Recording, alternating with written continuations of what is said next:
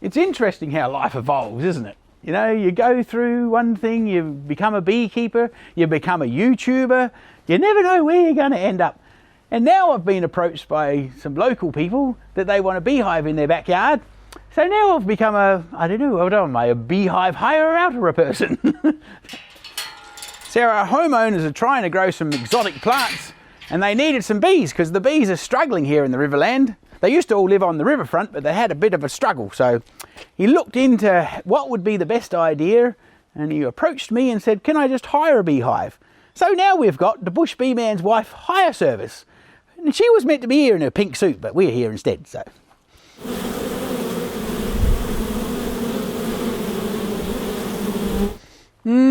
Cool. It's a little bit different being in someone else's backyard, but still. Anyway, they said to come along whenever we can. We let them know we're coming to get the super on the ladies. And here's some of the flower that the family's trying to grow.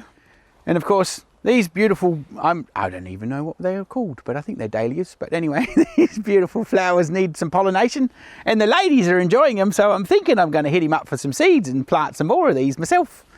How beautiful is that? Look at the girls get their pollen sacks full. So of course, everybody knows you've got to have bees to pollinate your garden.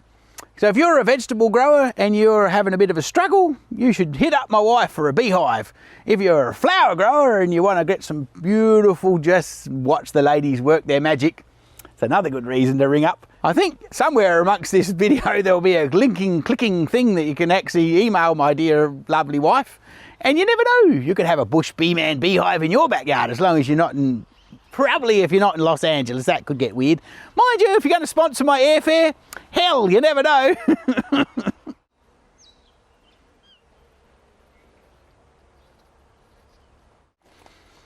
Hey girls, how you going?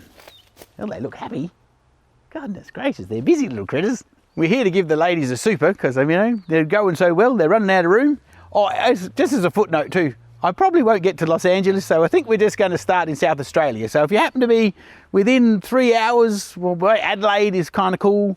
So we'll just start there, and you never know. Who knows where we'll end up? But you know, one thing at a time. You got to walk. No, hang on. You got to crawl before you can walk, and you got to walk before you can run. And shit, I guess you got to run before you can fly.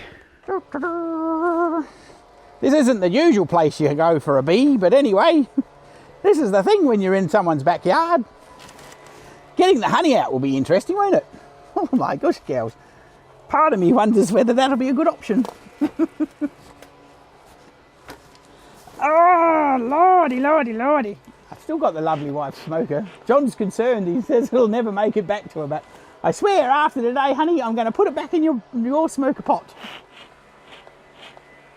I thought we'd just have a little bit of a quick inspection to see how the girls are getting on, whether they're finding a little bit of nectar and a bit of pollen, and they're all breeding up happily. So as our homeowners are getting the best from our bees, and the bees are having a happy time as well. So we're just here, part of the service is that we come and check your hive out every other month. We'll probably come in and check it out and make sure things are going along nicely. Obviously we're not going to get any honey because we haven't even got a super on.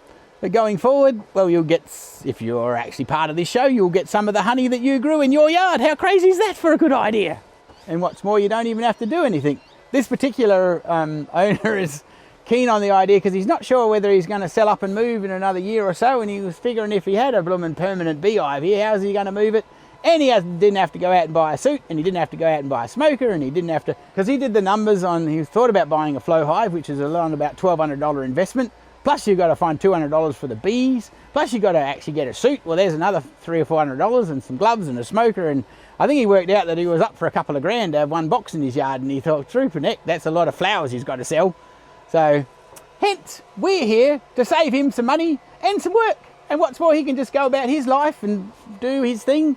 And his daughter's keen to learn about bees when she's home from uni, and who knows? I mean, she's a way smart girl, so she's probably not going to become a beekeeper, but stranger things have happened. We'll just poke our under here, get the girls a bit of a lift. Hello, ladies. They're going, hello, Mr. Bush Bee Man. It's lovely to see you. He said, oh, look at us, we're in paradise. Don't tell the other girls that we're in paradise. Oh, you're definitely looking like you need some fun. I thought you'd nearly be up to the super stage. Oh, you are having fun. Now we'll just pop one of these side ones across a bit, see what they're doing.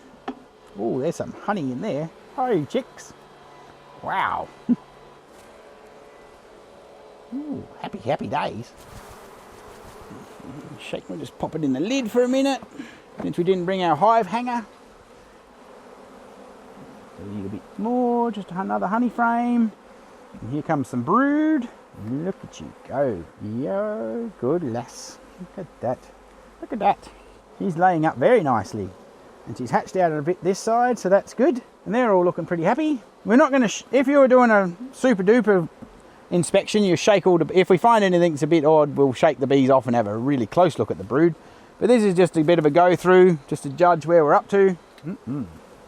Cute. Happy in this little house. I wonder if we can see the captain of the guards. We'll see if we can track her down.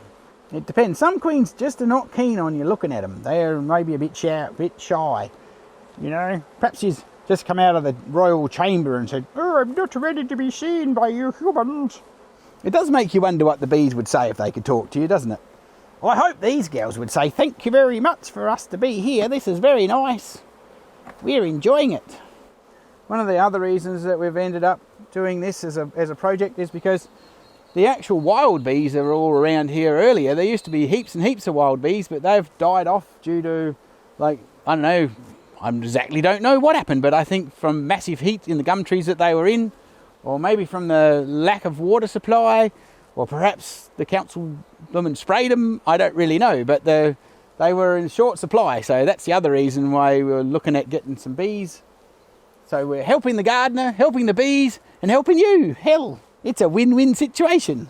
Of course, we do our best if it's going to be in a backyard situation, that we'll use a nice, friendly, quiet bee, so the queen is nice and relaxed and not too blooming excited.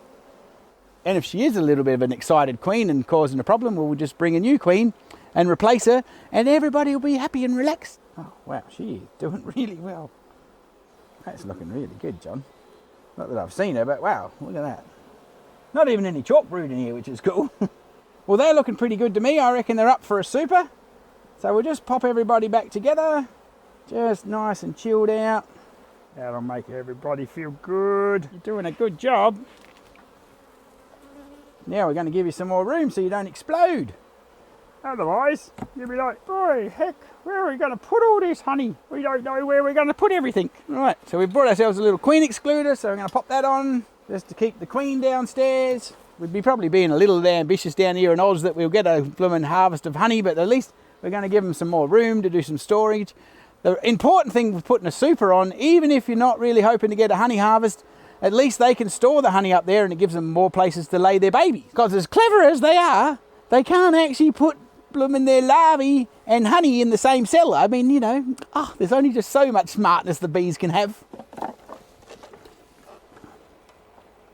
I'm going to pop that on there. Now I'll put our hive mat back on. Beautiful, they said. Oh, look at us go, we've just had an extension. And Margaret's actually over here talking to Alison saying, "I don't know, do you think that furniture goes there anymore? Maybe we'll have to retile."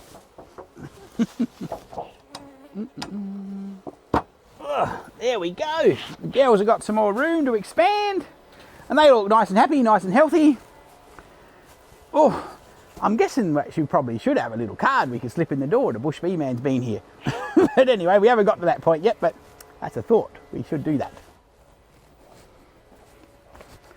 So if you've ever thought about having a beehive, why not have a Bush Bee Man beehive in your backyard?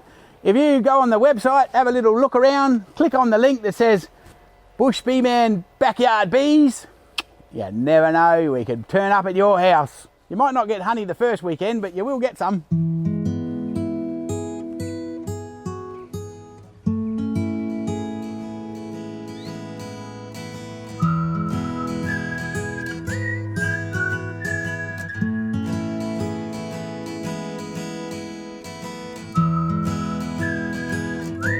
There's never a dull moment in my lad's life. He's been running around Adelaide at the edible garden. I mean, how cool is that? Of course, with this crazy COVID, you can't technically do the whole garden trail. So they got clever and decided to make it online, an online garden trail. So if you want to check out some edible gardens in Adelaide, you can go to the link in this little end of this episode and check out what the guy's been doing. I tell you what, it's pretty clever. And I think there's going to be a link down here somewhere. It's a donation to enter. I'm not sure how that works in technology world, but you know what? Kick them over some bucks and have a good time, and you can go travelling around the edible gardens in Adelaide. Hell, you don't even have to burn fuel. I mean, if you worked out how much fuel you saved, maybe give them that much.